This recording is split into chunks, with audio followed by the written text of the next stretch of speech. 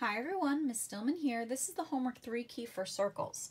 In the first question, you're going to notice which arcs are being labeled and what they're looking for. So it says arc HJ is 195, arc IJ is 73, and what's the measure of angle P? So take a look at how I've highlighted them, and angle P is the unknown. You could put an X there if you'd like. If not, you could just circle it to know that's what you're looking for. When we notice that the angle is outside the circle, that's external, we think of subtraction. Angle equals large arc minus small arc divided by 2. Plug the numbers in. Make sure you take care of the numerator first. Divided by 2, you get 61. On the next question, it is a chord meeting a tangent, and the minor arc is 47. So that arc from A to B, right inside the mouth of that angle, is 47.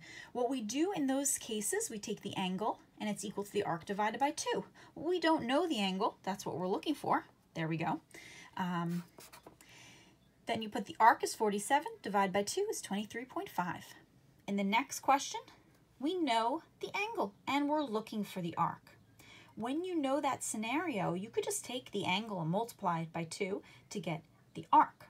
Other people might like to set up the formula and follow through in that fashion. You cross multiply and you get 166, same as what you did by multiplying by 2. Because look, it's still multiplying by 2 there, and the x is being multiplied by 1.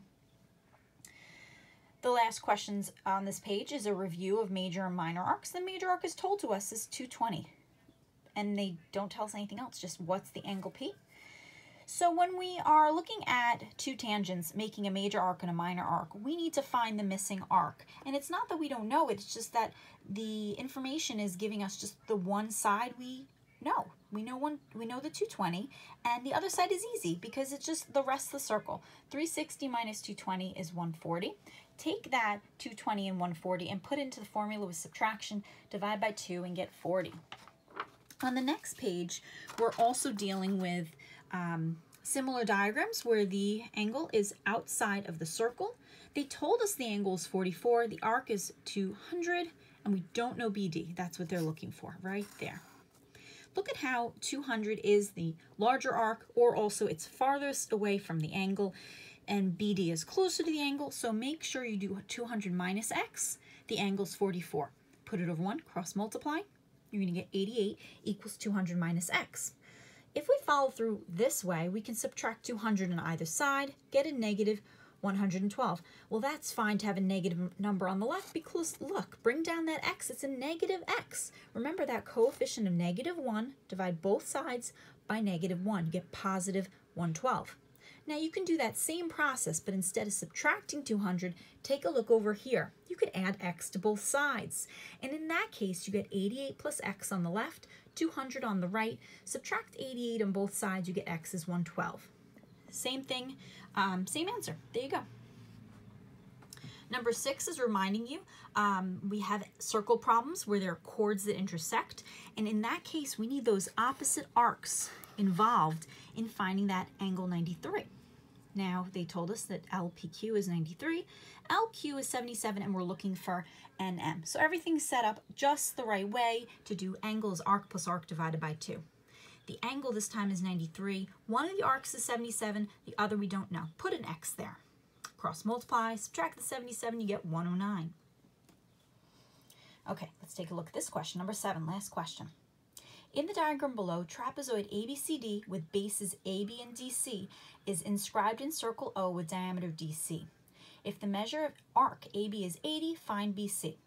Okay, what's very important is in a trapezoid, we learned way back in the year that one pair of opposite sides would be parallel. So by telling us their bases, that's the clue that those are the parallel sides. Those arrows mean parallel. Okay, well, we learned that if you have a circle with parallel chords, they're cutting off equal arcs. So these two chords, like that, equal arcs, the AB and the BC are going to be equal. This is, if you want the memory trick Mr. Krieger used, this is Teenage Mutant Ninja Turtles with the band going across their eyes, and then, you know, Mr. Krieger would draw like the little loop to show it's the bandana being tied. So that's the memory trick for that. Equal arcs there. Now, we know 80 at the top. What else? Well, diameter or semicircle is 180 degrees. So 180 degrees minus the 80 we know is left with 100. Well, 100 is going to be equally divided between both arcs here because AD and BC are the same measurement. Well, that's where you get the 50 from. And then the final answer, BC, is 50.